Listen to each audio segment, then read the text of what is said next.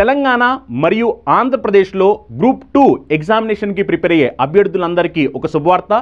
Last week మనం ₹1 course offer చేయడం జరిగింది. దీనికి 7 days వ్యాలిడిటీ ఇచ్చాము. ఈ కోర్స్ని చాలామంది తీసుకున్న తర్వాత సార్ మీ కంటెంట్ చాలా బాగుంది, క్లాసెస్ చాలా బాగా చెప్పించారు, ఎక్స్పర్ట్ ఫ్యాకల్టీస్ అందరూ కూడా మీకు క్లాస్ చెప్పడం జరిగింది, ఈ క్లాసెస్ని మేము కంటిన్యూ చేయాలనుకుంటున్నాము, మాకు ఏదైనా మంచి ఆఫర్ ఇవ్వండి అని చాలామంది స్టూడెంట్స్ కాల్ చేయడం జరిగిందనమాట. అందుకనే మనం ఇప్పుడు కంప్లీట్ కోర్స్ తెలంగాణ వాళ్ళకి అలానే ఏపీ వాళ్ళకి గ్రూప్ 2 మెయిన్స్ కోర్స్ కేవలం మనం ₹899కే ఆఫర్ చేయబోతున్నాము. మీకు దీంట్లో ఇంగ్లీష్ మీడియం క్లాసులు సపరేట్గా ఉంటాయి, తెలుగు మీడియం క్లాసులు సపరేట్గా ఉంటాయి. ₹899కి కంప్లీట్గా మీకు క్లాసెస్ అన్నీ కూడా అవైలబిలిటీలో వస్తాయి. మీరు ఒకవేళ సీరియస్గా గ్రూప్ 2 ఎగ్జామినేషన్ క్రాక్ చేయాలనుకున్నట్లయితే కనుక అది ఆంధ్రప్రదేశ్ అయినా తెలంగాణ అయినా సరే వెంటనే చందన్ లాయర్స్ యాప్ డౌన్లోడ్ చేసుకుని మీరు కోర్సులో జాయిన్ అవ్వండి. మీకు కావాల్సిన బెస్ట్ కంటెంట్ మీకు మేము ప్రొవైడ్ చేయడం జరుగుతుంది. ఒకవేళ మీకు ఏమైనా సందేహాలు ఉంటే కనుక కింద స్క్రోల్ అవుతున్న నెంబర్స్కి కాల్ చేయండి. మౌర్య సామ్రాజ్యం గురించి మనం చూస్తాం. ఓకేనా. సో మౌర్యులు అనేటువంటి వారు భారతదేశాన్ని పరిపాలించినటువంటి మొదటి గొప్ప పాలకులు అని చెప్పచ్చు. అందుకే ఇక్కడ మౌర్య సామ్రాజ్యంతో మౌర్యులతోనే భారతదేశం యొక్క చరిత్ర అనేది క్లారిటీగా వెళ్తుంది. ఓకేనా. స్పష్టమైన భారతదేశ చరిత్ర మౌర్యులతో ప్రారంభం అవుతుందని చెప్తాం. అదే ఆంధ్రదేశంలో అయితే స్పష్టమైన ఆంధ్రదేశ చరిత్ర శాతవాహనులతో ప్రారంభం కావడం జరుగుతుంది. కాబట్టి స్పష్టమైన భారతదేశ చరిత్ర మౌర్యులతో ప్రారంభం కాగా స్పష్టమైనటువంటి ఆంధ్రదేశ్ చరిత్ర శాతవాహనులతో ప్రారంభం కావడం జరుగుతుంది. ఇప్పుడు మనం మౌర్యులు అనేటువంటి చాప్టర్లో మనం ఏమేమి డిస్కస్ చేయబోతున్నామంటే పరిచయం, అసలు ఈ మౌర్య సామ్రాజ్యం అనేది ఎలా వెలుగులోకి వచ్చింది అనేది మనం ఈ పరిచయం అనేటువంటి టాపిక్లో చూస్తాం. నెక్స్ట్ తర్వాత మౌర్య సామ్రాజ్యానికి సంబంధించిన ఆధారాలు, ఓకేనా, సోర్సెస్ ఏమేమి ఉన్నాయంటే శాసన ఆధారాలు తీసుకోవచ్చు. ఓకేనా. శాసన ఆధారాలు, నెక్స్ట్ వీరికి సంబంధించినటువంటి వీళ్ళు వేయించినటువంటి నాణ్యాలు ఏవైతే ఉన్నాయో ఆ నాణ్యాలు, నెక్స్ట్ తర్వాత వీళ్ళ కాలంలో రచించబడినటువంటి లేదంటే తర్వాత కాలంలో రచించబడినటువంటి గ్రంథాలు ఏవైతే ఉన్నాయో ఆ గ్రంథాలు, లేదంటే వీరి కాలంలో భారతదేశాన్ని సందర్శించినటువంటి ఎవరైతే ట్రావెలర్స్ ఉన్నారో ఆ ట్రావెలర్స్ రాసినటువంటి గ్రంథాలు, ఇవన్నీ కూడా యొక్క మౌర్య సామ్రాజ్యాన్ని మౌర్యుల యొక్క చరిత్రను వెలికి తీయడంలో కీలక పాత్ర పోషిస్తాయని చెప్పొచ్చు. ఇలా యొక్క మౌర్యులకు సంబంధించినటువంటి క్యాపిటల్ సిటీస్, వీళ్ళ యొక్క తొలి రాజధాని ఏది, రెండవ రాజధాని ఏది, లేదా ప్రధానమైన రాజధానిగా ఏముంది, ఉత్తరాపత రాజధాని ఏది, దక్షిణాపత రాజధాని ఏది, తూర్పు మౌర్య సామ్రాజ్య రాజధాని ఏది, పశ్చిమ మౌర్య సామ్రాజ్య రాజధాని. ఇన్ని రకాలుగా మనకు రాజధానుల మీద క్వశ్చన్ అడగచ్చు. ఓకేనా. నెక్స్ట్ తర్వాత వీళ్ళకి సంబంధించినటువంటి పొలిటికల్ హిస్టరీ, రాజకీయ చరిత్ర అనమాట. ఓకేనా. మౌర్య సామ్రాజ్య స్థాపకుడు ఎవరు, మౌర్య సామ్రాజ్యాన్ని పరిపాలించిన వారిలోనే గొప్పవాడు ఎవరు, ఏ మౌర్య చక్రవర్తి కాలంలో యొక్క వారసత్వ యుద్ధం జరిగింది, ఎవరి యొక్క మరణం తర్వాత వారసత్వ యుద్ధం అనేది జరిగింది. నెక్స్ట్ తర్వాత ఈ వంశాన్ని పరిపాలించిన వారిలో చివరి వాడెవరు. ఇలా మనకు ఈ యొక్క మౌర్య వంశానికి సంబంధించినటువంటి స్ట్రక్చర్ అనేది మనం క్లియర్గా ఇక్కడ నేర్చుకోవడం జరుగుతుంది. నెక్స్ట్ తర్వాత వీళ్ళకి అడ్మినిస్ట్రేషన్, పరిపాలన చూసినట్లయితే వీళ్ళ యొక్క పరిపాలనలో కేంద్రీకృత పరిపాలనగా ఉపయోగించారా లేదా వికేంద్రీకృత పరిపాలన అనుసరించడం జరిగిందా అనేటువంటి విషయాలను మనం ఇక్కడ చూస్తాం. నెక్స్ట్ వీళ్ళ యొక్క పరిపాలనకు ప్రధాన ఆధార గ్రంథాలు ఏమేమి ఉన్నాయి, అర్బన్ అడ్మినిస్ట్రేషన్ గురించి పేర్కొనే గ్రంథం ఏది, విలేజ్ అడ్మినిస్ట్రేషన్ గురించి పేర్కొనేటువంటి గ్రంథాలు ఏంటివి, వీళ్ళ కాలంలో వ్యవసాయం ఏ విధంగా ఉంది, స్వదేశీ వాణిజ్యం ఏ విధంగా ఉంది, విదేశీ వాణిజ్యం ఏ విధంగా ఉంది అనేటువంటి అంశాలను ఆర్థిక వ్యవస్థలో చూస్తాం. నెక్స్ట్ తర్వాత వీళ్ళ కాలంలో వీళ్ళ యొక్క సమాజంలో ఎటువంటి దురాచారాలు ఏమైనా ఉన్నాయా, వర్ణ వ్యవస్థ ఉందా లేదా అనేది చూస్తాం. వీళ్ళు ఏ మతాన్ని పాటించారు, జైన మతాన్ని పాటించారా, బౌద్ధ మతాన్ని పాటించారా, లేదా హిందూ మతానికి సంబంధించిన లక్షణాలు ఇక్కడ కనిపిస్తాయి అనేటువంటి విషయాన్ని మనం చూడాలి. నెక్స్ట్ వీళ్ళు ఉపయోగించినటువంటి భాష, వీళ్ళ కాలంలో ఏ భాషలు ఉపయోగించబడింది, ఆ భాషల్లో ఏ భాషను మనం అధికార భాషగా చెప్తాము. వీళ్ళ కాలంలో వాస్తు శిల్పం అనేది రెండు డెవలప్ కావడం జరిగింది. ఇక్కడ ఏ మతానికి సంబంధించినటువంటి వాస్తుశిల్పం అనేది అభివృద్ధి చెందిందో మనం ఇక్కడ చూస్తాం. నెక్స్ట్ ఫైనల్గా ఇలాంటి మౌర్య సామ్రాజ్యం, భారతదేశాన్ని ఏకం చేసి పరిపాలించినటువంటి మౌర్య సామ్రాజ్యం ఎలా ఫైనల్గా ఈ రాజవంశం ఎలా పతనమైంది, ఆ పతనానికి కారణాలు ఏంటివి, అలా కారణాలు చెప్తూ ఇక కొన్ని స్టేట్మెంట్స్ ఇచ్చినటువంటి చరిత్రకారులు ఎవరైనటువంటి విషయాలను మనం ఇక్కడ డిస్కస్ చేయడం జరుగుతుంది. ఇప్పుడు చూడండి, మౌర్య సామ్రాజ్యం అనేది ఎక్కడి నుంచి అంటే ఉత్తరాన మనకి జమ్మూ అండ్ కాశ్మీర్ రాష్ట్రం, ఇది జమ్మూ అండ్ కాశ్మీర్. ఈ జమ్మూ అండ్ కాశ్మీర్ రాష్ట్రంలో షాబాజ్ గిరి అనేటువంటి ప్రాంతం ఉంటుందన్నమాట. షాబాజ్ గిరి. ఈ షాబాజ్ గిరి అనేటువంటి ప్రాంతం వరకు మౌర్య సామ్రాజ్యం అనేది విస్తరించబడినట్లు తెలుస్తూ ఉంది అని. సో నెక్స్ట్ తర్వాత ఇక్కడ వీళ్ళకి సంబంధించినటువంటి రాజధాని ఏదంటే పాటలీపుత్రం అనమాట. సో పాటలీపుత్రం నేటి యొక్క బీహార్ రాష్ట్రంలో ఉంటుంది. సో ఈ పాటలీపుత్రాన్ని రాజధానిగా చేసుకొని సో పరిపాలించినటువంటి వారు సో మౌర్యులు అని చెప్పొచ్చు. ఓకేనా. సో అంతేకాకుండా తూర్పున మనకు అస్సాంలో ఉన్నటువంటి మహాస్థానా అనేటువంటి ప్రాంతం వరకు సో కాబట్టి మహాస్థానా అనేటువంటి ప్రాంతం వరకు మౌర్య సామ్రాజ్యం అనేది విస్తరించిందని చెప్పొచ్చు. నెక్స్ట్ తర్వాత ఉత్తరాపథం, నెక్స్ట్ తర్వాత మధ్యలో వచ్చేసి సో ఎక్కడంటే ఉజ్జయిని, మధ్యప్రదేశ్ రాష్ట్రంలోని ఉజ్జయిని అటువంటి ప్రాంతం కూడా వీళ్ళ పాలన కిందనే ఉండేది. నెక్స్ట్ తర్వాత నేటి కర్ణాటక రాష్ట్రంలోని సువర్ణభూమి. ఓకేనా. సో నేటి కర్ణాటక రాష్ట్రంలోని సువర్ణభూమి అంటే నేటి కర్ణాటక రాష్ట్రం వరకు అని అర్థం. ఎందుకంటే కర్ణాటక రాష్ట్రాన్ని సువర్ణభూమి అని పిలుస్తాం. ఈ సువర్ణభూమి ఈ వరకు ఈ యొక్క మౌర్య సామ్రాజ్యం అనేది విస్తరించబడింది అని చెప్పొచ్చు అనమాట. నెక్స్ట్ తర్వాత ఇది సో మనకు వాయువ్య ప్రాంతంలో కాందహార్ అనేటువంటి ప్రాంతం అనమాట. కాందహార్. సో కాబట్టి కాందహార్ అనే ప్రాంతం వరకు ఇలా రాజ్యం విస్తరించింది. సో పైన వచ్చేసి ఆఫ్ఘనిస్తాన్లో ఉన్నటువంటి తక్షశిల. ఓకేనా. సో తక్షశిల అనే ప్రాంతం వరకు మౌర్య సామ్రాజ్యం అనేది విస్తరించింది. ఇలా మనకు ఈ ఏరియా మొత్తం కూడా వీళ్ళ యొక్క పాలన కిందే ఉందని చెప్పొచ్చు. సో మనకి ఈ ఆంధ్రదేశం కూడా నెక్స్ట్ తర్వాత వచ్చేసి ఈ ఆంధ్రదేశంతో పాటు తెలంగాణ భూభాగాలు కూడా సో మౌర్య సామ్రాజ్య పాలన కిందే ఉన్నట్టు తెలుస్తూ ఉంది. కానీ ఇక్కడ కేరళ కానీ నెక్స్ట్ తర్వాత తమిళనాడు కానీ సో కేరళ నెక్స్ట్ తర్వాత తమిళనాడు సో ఈ రెండు రాష్ట్రాల భూభాగాలు మాత్రం సో మౌర్యుల యొక్క ఆధిపత్యంలో పరిపాలించినట్లు మనకు ఆధారాలు పెద్దగా లభించవు అనేది తెలుసుకోవాలి. ఓకేనా. సో కాబట్టి ఇప్పుడు వీళ్ళ యొక్క క్వశ్చన్ ఏ విధంగా అడగచ్చు అంటే మౌర్య సామ్రాజ్యం యొక్క ఉత్తర సరిహద్దు ఏది అంటాడు అనమాట. ఓకేనా. సో మౌర్య సామ్రాజ్యంకు సంబంధించి ఉత్తర సరిహద్దుగా ఏ ప్రాంతం ఉంది అన్నప్పుడు ఉత్తర సరిహద్దు మౌర్య సామ్రాజ్యానికి ఉత్తర సరిహద్దుగా ఏ ప్లేస్ ఉందంటే షాబాజ్ గిరి అనమాట. షాబాజ్ గిరి. నెక్స్ట్ తర్వాత మౌర్య సామ్రాజ్యానికి తూర్పు సరిహద్దు ఏది అంటాడు అనమాట. సో తూర్పు సరిహద్దుగా ఏ ప్లేస్ ఉందంటే మనకు అస్సాంలో ఉన్నటువంటి సో అస్సాంలోని మహాస్థానా అనేటువంటి ప్రాంతం వరకు ఈ రాజ్యం విస్తరించిందని చెప్పవచ్చు. నెక్స్ట్ తర్వాత ఈ సామ్రాజ్యానికి సో పశ్చిమ సరిహద్దు ఏది అన్నప్పుడు పశ్చిమ సరిహద్దు వెస్ట్రన్ బౌండరీ అని. సో పశ్చిమ సరిహద్దు ఏ ప్లేస్ అంటే మనకి కాందహార్ అనేటువంటి ప్లేస్. కాందహార్ అనేది వీళ్ళకి సంబంధించినటువంటి పశ్చిమ సరిహద్దు. సో ఈ రాజ్యానికి దక్షిణ సరిహద్దు ఏది అనమాట. దక్షిణ సరిహద్దు. సో దక్షిణ సరిహద్దుగా మనం ఏ ప్రాంతాన్ని తీసుకుంటామంటే సువర్ణభూమి అని చెప్పొచ్చు అనమాట. సువర్ణభూమి. సో కాబట్టి సువర్ణభూమి అనేది ఈ మౌర్య సామ్రాజ్యానికి దక్షిణ సరిహద్దు అని చెప్తాం. సో ఇదే మౌర్య సామ్రాజ్యానికి తూర్పు సరిహద్దు అస్సాంలో ఉన్నటువంటి మహాస్థానా. నెక్స్ట్ తర్వాత ఈ సామ్రాజ్యానికి సో ఉత్తర సరిహద్దుగా మనకు జమ్మూ కాశ్మీర్ రాష్ట్రంలో ఉన్నటువంటి షాబాజ్ గిరి అనేటువంటి ప్రాంతం పనిచేసినది. నెక్స్ట్ తర్వాత ఈ రాజ్యానికి సంబంధించి పశ్చిమ సరిహద్దుగా సో కాందహార్ అనే ప్రాంతాన్ని మనం తీసుకోవడం జరుగుతుంది అనమాట. సో మొత్తం మీద అయితే వీళ్ళకి సంబంధించినటువంటి యొక్క భూభాగం అనేది ఏరియా మొత్తం కూడా వీళ్ళ యొక్క ఆధిపత్యంలోనే ఉంది అని చెప్పొచ్చు అనమాట. ఓకేనా. సో ఈ విధంగా ఇంత పెద్దటి మౌర్య సామ్రాజ్యం భారతదేశాన్ని ఏకం చేసి పరిపాలించినటువంటి వారు మౌర్యులు. ఓకేనా. ఇలాంటి మౌర్యులు భారతదేశ చరిత్రలో సో వీళ్ళ యొక్క చరిత్రతోనే స్పష్టమైన భారతదేశ చరిత్ర అనేది స్టార్ట్ అవుతుంది. అంటే క్లారిటీగా ఇండియన్ హిస్టరీకి క్లారిటీ అనేది ఎవరి దగ్గర నుంచి వస్తుందంటే మనకు మౌర్యుల దగ్గర నుంచి స్టార్ట్ అవుతుందని చెప్పొచ్చు. అందుకే సో భారతదేశం యొక్క చరిత్ర స్పష్టమైన భారతదేశ చరిత్ర ఎక్కడి నుంచి స్టార్ట్ అవుతుంది అన్నప్పుడు మనకు మౌర్య సామ్రాజ్యం తీసుకుంటాం. అదే ఆంధ్రదేశంలో స్పష్టమైనటువంటి ఆంధ్రదేశ చరిత్ర ఎవరితో స్టార్ట్ అవుతుందంటే శాతవాహనులతో ప్రారంభం అవుతుందని చెప్తాం అనమాట. ఓకేనా. సో ఓవరాల్గా మనం మౌర్య సామ్రాజ్యం గురించి తెలుసుకోబోయే ముందు అసలు మౌర్య సామ్రాజ్యం అనేది ఎంతవరకు విస్తరించబడి ఉంది, అసలు ఏమేమి మనం చదువుతాం మౌర్య సామ్రాజ్యంలో అన్నప్పుడు సో పరిచయము. ఓకేనా. సో అక్కడ ఈ రాజవంశం ఏ రాజవంశాన్ని అంతం చేసి ఈ రాజవంశం రైజ్ అవుతా ఉంది. సో ఏ రాజును చంపేసి సో ఇక్కడ మౌర్య సామ్రాజ్య స్థాపన చేస్తున్నాడు చంద్రగుప్త మౌర్యుడు అనేటువంటి విషయాలను మనం అసలు ఈ పరిచయం అనేటువంటి టాపిక్లో చూస్తామని చెప్పాం. ఓకేనా. సో ఫైనల్గా ఈ సోర్స్ ఎక్కువగా క్వశ్చన్లు మనకు ఎక్కడ అడుగుతూ ఉంటాడంటే సోర్సెస్ శాసనాల మీద కానీ నాణ్యాల మీద కానీ గ్రంథాల మీద కానీ ఎక్కువగా క్వశ్చన్లు అడిగే అవకాశం ఉంది. నెక్స్ట్ తర్వాత అడ్మినిస్ట్రేషన్ తీసుకున్నా కానీ ఎకానమీ తీసుకున్నా కానీ సో మతపరంగా ఎటువంటి అంశాలు ఉన్నాయో చూసుకోవాలి. భాష అనేది చాలా చాలా ఇంపార్టెంట్. ఇక్కడ వాస్తుశిల్పం అంటే ఆర్కిటెక్చర్ మీద కూడా క్వశ్చన్లు ఎక్కువగా అడిగే అవకాశం ఉంది. సో కాబట్టి ఫస్ట్ ఇప్పుడు మనకు పరిచయం తీసుకుందాం. ఓకేనా. సో ఈ పరిచయం అనేది మనం చూసినట్లయితే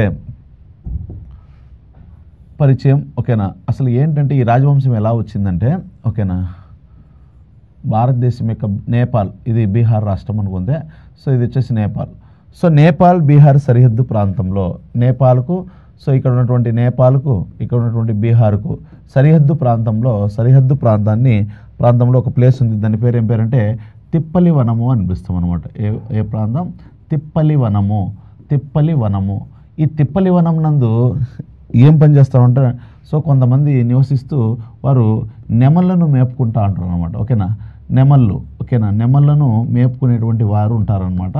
సో కాబట్టి నేపాల్కు బీహార్కు సరిహద్దు ప్రాంతంలో తిప్పలివనం అనేటువంటి ప్రాంతం ఉంది. ఈ తిప్పలివనం నందు నెమళ్ళను మేపుకునేటువంటి వారు, నెమళ్ళను మేపుకునే వారిని ఏమనిపిస్తామంటే మొరియాలు అని చెప్తాం అనమాట. ఓకేనా, సో మొరియాలు అనే పేరుతో పిలుస్తాం అనమాట. సో ఇక్కడ మొరియాలు అనేటువంటి పదమే మౌర్య సంస్కృతీకరించబడి ఏ విధంగా మారుతుందంటే సంస్కృతీకరణ జరిగి అంటే సాంస్క్రైజేషన్ జరిగి మొరియా అనేటువంటి పదమే ఏ విధంగా మార్పు చెందుతుందంటే మౌర్య అనే పదంగా మార్పు చెందుతుంది అని చెప్తాం. ఓకేనా, సో ఈ విధంగా మౌర్య అనేటువంటి వర్డ్ ఏ పదం నుంచి ఉద్భవించిందంటే మొరియా అనేటువంటి పదం నుంచి ఉద్భవించింది. సో మొరియా అనేటువంటి పదం సంస్కృత పదంగా మౌర్య అనేటువంటి సంస్కృత పదంగా ఆవిర్భవించింది అని చెప్పొచ్చు.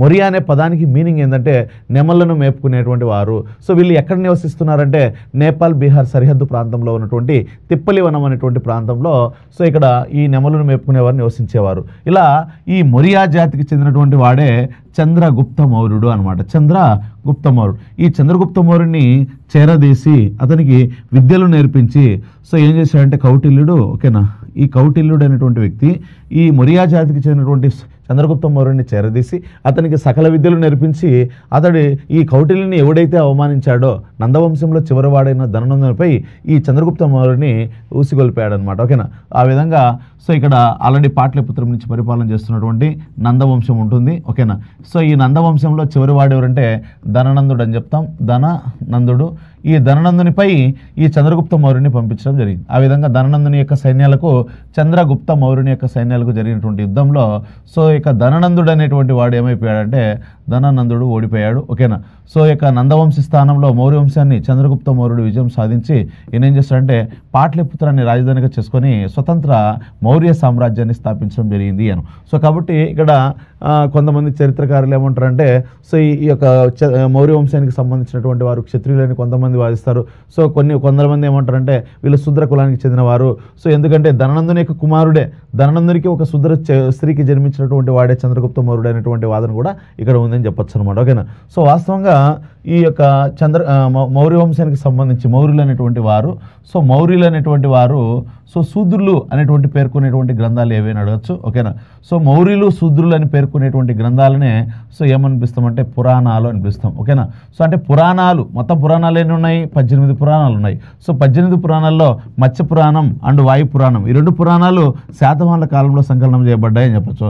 రిమైనింగ్ సో 16 పురాణాలు ఎవరి కాలంలో అంటే గుప్తుల కాలంలో సంకలనం చేయబడ్డాయి అని చెప్తాం అనమాట. సో ఆ విధంగా మొత్తం మీద పురాణాలు అనేటి ఒక హిందూ మత గ్రంథాలు. ఈ పురాణాల ప్రకారం మౌర్యులు అనేటువంటి వారు ఏ కులానికి చెందినవారని తెలుస్తున్నది అంటే శూద్ర కులానికి చెందినవారని తెలుస్తూ ఉంది.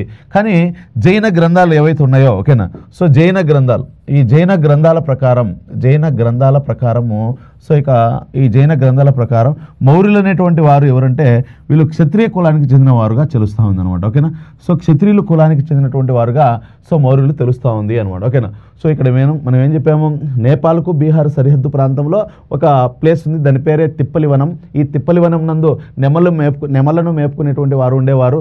అలాంటి వారిని ఏమనిపిస్తామంటే మొరియా అనేటువంటి పేరుతో పిలుస్తాం. మొరియా అనగా సో నెమళ్ళను మేపుకునేవారని అర్థం. సో ఈ మొరియా అనేటువంటి పదమే సంస్కృతీకరణ జరిగి మౌర్య అనేటువంటి వర్డ్గా మార్పు చెందింది అనమాట. ఓకేనా, సో ఈ విధంగా ఈ మొరియా జాతికి చెందినటువంటి చంద్రగుప్త మౌర్యుడిని చేరదీసి అతనికి అన్ని విద్యలు నేర్పించినటువంటి కౌటిల్యుడు అతన్ని ఏం చేశాడంటే ధననందునిపై దండయాత్రకు పంపాడు. ఆ విధంగా చంద్రగుప్త మౌర్యుడి యొక్క ధననందుని యొక్క సైన్యాలకు జరిగినటువంటి యుద్ధంలో ధననందుడు ఓడించి వధించబడడంతో సో నందవంశ స్థానంలో మౌర్య వంశాన్ని స్థాపించినటువంటి ఘనత ఎవరిదంటే చంద్రగుప్త మౌర్యుడు అను. కానీ ఇక్కడ చంద్రగుప్త మౌర్యుడు నందవంశాన్ని అంతం చేయాలన్నా అక్కడ మౌర్య సామ్రాజ్య స్థాపన చేయాలన్నా దానికి ప్రధాన కారకుడు ఎవరంటే కౌటిల్యుడు అని చెప్పొచ్చు అనమాట. ఓకేనా, సో కౌటిల్యుని యొక్క సహాయంతో చంద్రగుప్త మౌర్యుడు నందవంశ సామ్రాజ్య శిలాలపై మౌర్య వంశాన్ని స్థాపించడం జరిగింది. ఆ విధంగా విధంగా ఈ మౌర్యులు సో రాజ్యాధికారానికి రావడం జరిగింది అనమాట. సో ఈ విధంగా చంద్రగుప్త మౌర్యుడు పాటలిపుత్రం రాజధానిగా చేసుకుని 321 బీసీలో సో మౌర్య సామ్రాజ్యాన్ని స్థాపించడం జరిగింది. ఆ విధంగా 321 బీసీలో రాజ్య స్థాపన జరిగినటువంటి మౌర్య సామ్రాజ్యం సో ఎప్పటి వరకు అంటే 185 బీసీ, ఓకేనా, 185 బీసీ వరకు, అంటే క్రీస్తు పూర్వం 185వ సంవత్సరం వరకు మౌర్యులు అనేటువంటి వారు భారతదేశ భూభాగాలను ఏకం చేసి పరిపాలించడం జరిగింది. సో వీరితోనే స్పష్టమైన భారతదేశ చరిత్ర అనేది స్టార్ట్ అవుతుంది అని చెప్పొచ్చు అనమాట. ఓకేనా, థ్యాంక్ యూ అండి. శాసనాలు అనమాట. వాస్తవంగా మౌర్యులకు సంబంధించినటువంటి శాసనాల్లో తీసుకుంటే మౌర్య వంశంలో ఉన్నటువంటి ఎవరు చంద్రగుప్త మౌర్యుడు ఉన్నాడు. నెక్స్ట్ తర్వాత చంద్రగుప్త మౌర్యుడి కుమారుడు బిందుసారుని తర్వాత మనకు అతనికి 100 మంది కుమారులు. 100 మంది కుమారుల్లో గొప్పవాడు ఎవరంటే అశోకుడు అనమాట. ఓకేనా, సో అశోకుడు బాగా మౌర్య సామ్రాజ్యాన్ని విస్తరిస్తాడు, మంచి పరిపాలన పరంగా మంచి పేరు ప్రఖ్యాతులు తెచ్చుకుంటాడు. ఓకేనా, కానీ అలాంటి అశోకుడు మరణించిన తర్వాత మౌర్య సామ్రాజ్యం ఏమవుతుందంటే 2 ముక్కలుగా చీలిపోవడం జరుగుతుందన్నమాట. సో సగభాగాన్ని మనం తూర్పు మౌర్య సామ్రాజ్యం అని, సగభాగాన్ని పశ్చిమ మౌర్య సామ్రాజ్యం అని, అలా విడిపోయిన మౌర్య సామ్రాజ్యాన్ని తిరిగి ఒక తాటి కిందికి తీసుకొచ్చినటువంటి వాడు, ఒక గొడుగు కిందికి తీసుకొచ్చినటువంటి వాడు ఎవరంటే సంప్రాతి అని చెప్తాం అనమాట. ఓకేనా, ఆయన్నే మనకు సంప్రాతినే మౌర్య వంశంలో చివరి గొప్పవాడుగా చెప్తాం. లాస్ట్ వాడు ఎవరంటే బృహద్రథుడు అనమాట. ఓకేనా, బృహద్రథుడు. ఇలా మొత్తం మౌర్య సామ్రాజ్యంలో ఉన్నటువంటి రాజులందరిలో కల్లా గొప్పవాడు ఎవరంటే అశోకుడు. కాబట్టి ఈ అశోకుడు శాసనాలే మన యొక్క మౌర్య వంశ చరిత్రకు ప్రధాన ఆధారాలుగా చెప్తాం అనమాట. సో కాబట్టి శాసనాల్లో మనకు ఎవరి యొక్క శాసనాలు ప్రధానంగా మౌర్యవంశ చరిత్రకు ప్రధాన ఆధారాలుగా మారుతాయంటే అశోకుడి శిలాశాసనాలే. ఓకేనా, శిలాశాసనాలే సో మౌర్యవంశ చరిత్రకు ప్రధాన ఆధారాలుగా చెప్తాం అనమాట. ఓకేనా, సో మౌర్యవంశ చరిత్రకు ప్రధాన ఆధారాలే కాదు అశోకుని శిలాశాసనాలు, మౌర్యవంశ చరిత్రతో పాటు సో భారతదేశ చరిత్రకు ప్రధాన ఆధారాలుగా సో మొదటి ఆధారాలుగా కూడా అశోకుని శిలాశాసనాలు అని చెప్తాము. సో అశోకుడు శిలాశాసనాలే భారతదేశ చరిత్రకు ప్రధాన ఆధారాలుగా చెప్తాం. అలాంటి అశోకుడు తన శాసనాలలో ఓకేనా ఏ భాషను ఉపయోగించడం జరిగిందంటే సో సంస్కృత భాషను ఉపయోగించడం. సో ఏ భాషను ఉపయోగించాడంటే సో సంస్కృత భాషను ఉపయోగించడం జరిగింది. సో సంస్కృతం అంటే అశోకుడు తన శాసనాల్లో ఏ భాషను ఉపయోగించాడంటే ప్రాకృత భాషను ఉపయోగించడం జరిగింది అని చెప్పొచ్చు. ఓకేనా, సో ప్రాకృతం అశోకుడు తన శాసనాల్లో ఉపయోగించిన భాష ప్రాకృత భాష.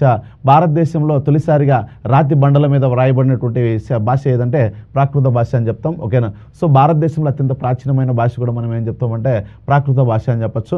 సో ఈ ప్రాకృత భాషను అశోకుడు తన శిలాశాసనాల్లో వేయించడం జరిగింది. కానీ ఇక్కడ మనకు కలకత్తా నగరం నందు ఓకేనా, ఎక్కడంటే కలకత్తా నగరం నందు ఒక మింట్ అనేది ఉంటుందన్నమాట. నాణేలను ముద్రించే సంస్థనే మనం మింట్ అంటాం. ఈ మింట్లో ఒక నాణేల పరిశోధకుడిగా సో పనిచేస్తున్నటువంటి వ్యక్తి ఎవరంటే సో జేమ్స్ ప్రిన్సెప్ అనమాట. సో ఈ జేమ్స్ ప్రిన్సెప్ అనేటువంటి వ్యక్తి ఏం చేస్తాడంటే సో 1837లో 1837వ సంవత్సరంలో తొలిసారిగా అశోకుని యొక్క శిలాశాసనాలపై పరిశోధన చేయడం జరిగిందనమాట. ఓకేనా, సో అశోకుని శిలాశాసనాలపై జేమ్స్ ప్రిన్సెప్ అనేటువంటి వ్యక్తి పరిశోధన ఎప్పుడు చేశాడంటే 1837లో. చూడండి ఇక్కడ జేమ్స్ ప్రిన్సెప్ అనమాట. ఆయన పేరు వచ్చేసి James Prinsep. So James Prinsep ఈయన ఎక్కడ పనిచేస్తున్నాడంటే సో కలకత్తా నగరంలో ఉన్నటువంటి మింట్ నందు ఒక నాణేలను పరిశోధించే వ్యక్తిగా అతడు జేమ్స్ ప్రిన్సెప్ పనిచేస్తున్నాడు అనమాట. ఓకేనా, సో ఆ విధంగా జేమ్స్ ప్రిన్సెప్ సో ఇలా ఈ ఉద్యోగం చేస్తూ మింట్ నందు నాణేల పరిశోధకుడుగా ఉన్నటువంటి జేమ్స్ ప్రిన్సెప్ వాస్తవానికైనా పురావస్తు శాఖ మీద బాగా ఇంట్రెస్ట్ అనమాట. ఓకేనా, అదే ఇలాంటి పరిశోధన చేయాలన్నా ఓకేనా సో రాజవంశాలకు సంబంధించిన సమాచారాన్ని కదా సో పురావస్తు శాఖ వారు కనుగొన్నటువంటి సమాచారాన్ని తెలుసుకోవాలని బాగా కుతూహలంగా ఉంటాడనమాట. సో అందుకే జేమ్స్ ప్రిన్సెప్ 1837వ సంవత్సరంలో 1837లో ఏం చేశాడంటే తొలిసారిగా అశోకుని శిలాశాసనాలపై పరిశోధన నిర్వహించాడనమాట. సో పరిశోధన నిర్వహించడం జరిగింది. ఆ విధంగా జేమ్స్ ప్రిన్సెప్ కలకత్తాలోని మింట్ నందు ఉద్యోగం చేసుకుంటూ పురావస్తు శాఖ మీద ఆయనకు ఉన్నటువంటి మక్కువతో 1837లో అశోకుని శిలాశాసనాల మీద పరిశోధన చేసి సో ఏం కనుక్కున్నాడంటే అశోకుని శిలాశాసనాల్లో ఉన్నటువంటి సో ప్రాకృత భాషను కాస్త ఆయన ఏం చేశాడంటే సో ఇంగ్లీష్ భాషలోకి మార్చడం జరిగింది.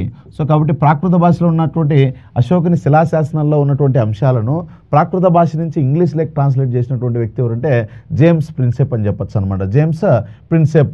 సో కాబట్టి జేమ్స్ ప్రిన్సెప్ కలకత్తా నందు ఏం పనిచేసేవాడు, కలకత్తాలోని మింట్ నందు ఒక నాణేల పరిశోధకుడిగా పనిచేసేటువంటి వాడు. ఓకేనా. సో ఈయన 1837లో తొలిసారిగా అశోకుని శిలాశాసనాలపై పరిశోధన చేసి అందులో ఉన్నటువంటి ప్రాకృత భాషను కాస్త ఇంగ్లీష్లోకి ట్రాన్స్లేట్ చేసినటువంటి వ్యక్తిగా మనం చెప్తాం అనమాట. ఓకేనా. సో అశోకుడు ఏం చేశాడంటే తన శాసనాల్లో ఏ భాషలను ఉపయోగించాడు అన్నప్పుడు సో ఒకటి ప్రాకృత భాషను ఉపయోగించడం జరిగింది. ఓకేనా.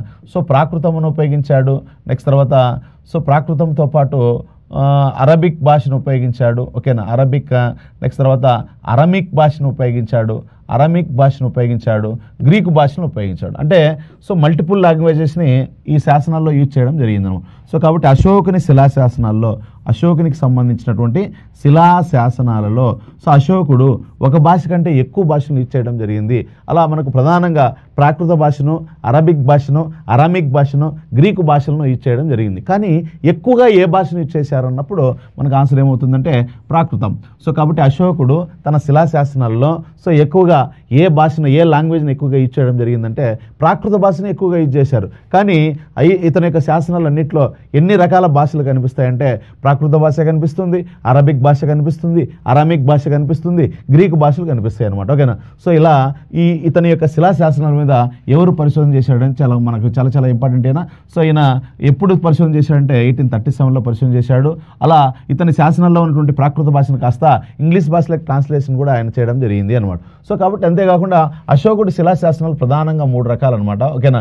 సో వాటిని మొదటి రకాన్ని ఏమనిపిస్తామంటే ప్రధాన పెద్ద శాసనాలు అని పిలుస్తాం. సో ప్రధాన పెద్ద శాసనాలు అంటే మొత్తం సంఖ్య ఎంత అని అడుగుతాడు అనమాట. ఓకేనా. సో ప్రధాన పెద్ద శాసనాలు మొదటి రకం ఏంటంటే ప్రధాన పెద్ద శాసనాలు అనమాట. పెద్ద శాసనాలు. ప్రధాన చిన్న శాసనాలు అనమాట. ప్రధాన చిన్న శాసనాలు. ప్రధాన చిన్న శాసనాలు. నెక్స్ట్ తర్వాత స్తంభ శాసనాలు అంటాం. స్తంభ శాసనాలు అనమాట. స్తంభ శాసనాలు. మొత్తం ఇక్కడ ప్రధాన పెద్ద శాసనాలు ఎన్ని ఉంటాయి అన్నప్పుడు ప్రధాన పెద్ద శాసనాలు అనేవి మొత్తం 14 ప్రధాన పెద్ద శాసనాలు వేయించడం జరిగింది. సో ప్రధాన చిన్న శాసనాలు ఎన్నింటి వేయించాడంటే అశోకుడు 14 శాసనాలు వేయించాడు. స్తంభ శాసనాలను ఎన్నింటిని వేయించాడంటే సో మొత్తం 7 వేయించాడు అనమాట. ఓకేనా. అంటే ప్రధాన పెద్ద శాసనాల సంఖ్య మొత్తం 3 రకాల శాసనాలను అశోకుడు వేయించాడు. ప్రధాన పెద్ద శాసనాలు 14, ప్రధాన చిన్న శాసనాలు వచ్చేసి ఒక 14 ఉంటాయి. నెక్స్ట్ తర్వాత స్తంభ పిల్లర్డ్ ఎడిక్ట్స్ వచ్చేసి ఒక 7 ఉంటాయి అనమాట. ఓకేనా. అలా 3 రకాల శాసనాలు వేయించడం జరిగింది అశోకుడు తన శిలాశాసనాలు ఏ భాషను ఇచ్చేసాడంటున్నాడు. ప్రధానంగా అయితే ప్రాకృతంతో పాటు అరమిక్, గ్రీకు భాషలను ఇచ్చేయడం జరిగింది.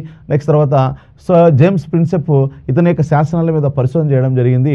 వాస్తవానికి జేమ్స్ ప్రిన్సెప్ ఆయన ఒక మింట్లో అంటే నాణేలను ముద్రించే సంస్థలో ఒక చిరు ఉద్యోగి పనిచేస్తూ ఉంటాడు. అలాంటి వ్యక్తి పురావస్తు శాఖ మీద అతనికి ఉన్నటువంటి మక్కువతో 1837లో అశోకుని శిలాశాసనాల మీద పరిశోధన చేసి ఆ శాసనాల్లో ఉన్నటువంటి ప్రాకృత భాషను ఇంగ్లీష్లోకి ట్రాన్స్లేట్ చేసినటువంటి వ్యక్తిగా మనం ఎవరిని చెప్తామంటే అశోకుని చెప్పడం జరుగుతుంది అనమాట. ఓకేనా. తెలంగాణ మరియు ఆంధ్రప్రదేశ్లో గ్రూప్ 2 ఎగ్జామినేషన్కి ప్రిపేర్ అయ్యే అభ్యర్థులందరికీ ఒక శుభవార్త. లాస్ట్ వీక్ మనం 1 రూపీ కోర్స్ ఆఫర్ చేయడం జరిగింది. దీనికి 7 డేస్ వ్యాలిడిటీ ఇచ్చాము. ఈ కోర్స్ని చాలామంది తీసుకున్న తర్వాత సార్ మీ కంటెంట్ చాలా బాగుంది, క్లాసెస్ చాలా బాగా చెప్పించారు, ఎక్స్పర్ట్ ఫ్యాకల్టీస్ అందరూ కూడా మీకు క్లాస్ చెప్పడం జరిగింది, ఈ క్లాసెస్ని మేము కంటిన్యూ చేయాలనుకుంటున్నాము, మాకు ఏదైనా మంచి ఆఫర్ ఇవ్వండి అని చాలామంది స్టూడెంట్స్ కాల్ చేయడం జరిగిందనమాట.